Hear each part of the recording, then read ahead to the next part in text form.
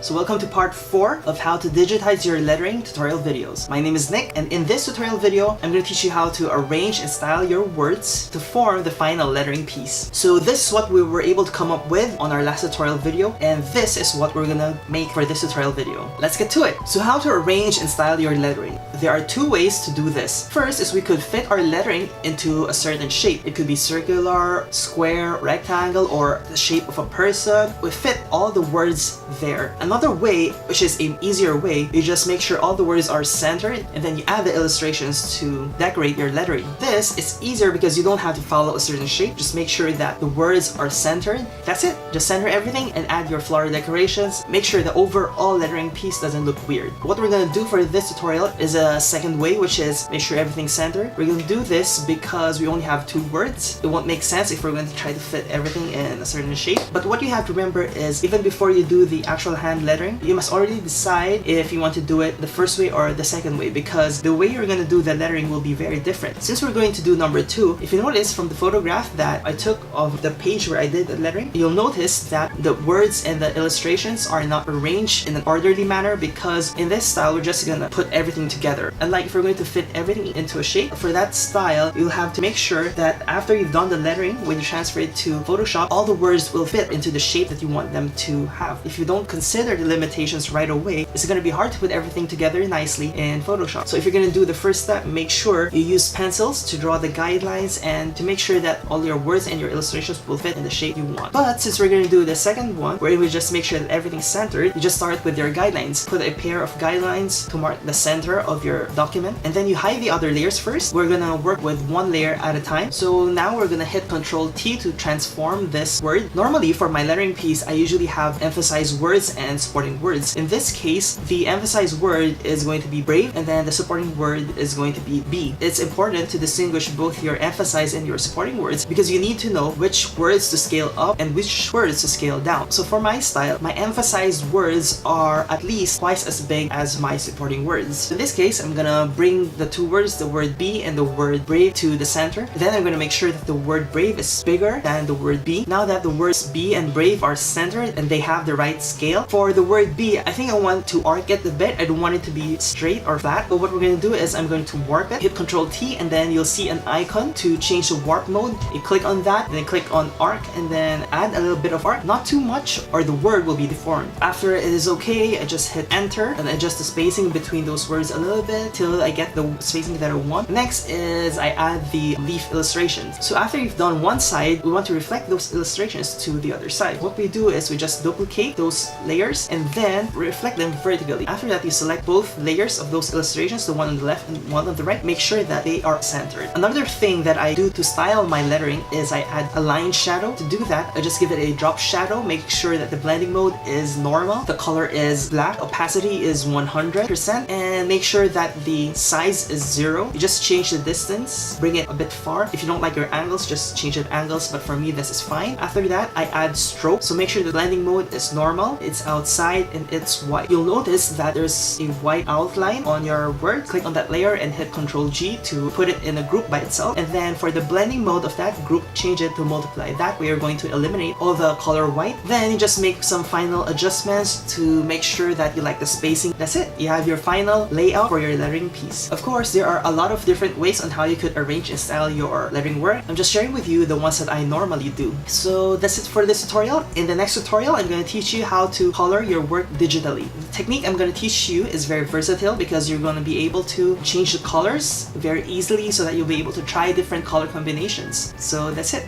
Thanks for watching. Give this video a thumbs up if you've learned something. Comment down below if you have any questions. Don't forget to subscribe to my channel so that you won't miss my tutorial videos. And if you have any tutorial video requests, just comment them down below. I'll see you on the next part of this tutorial series. So bye!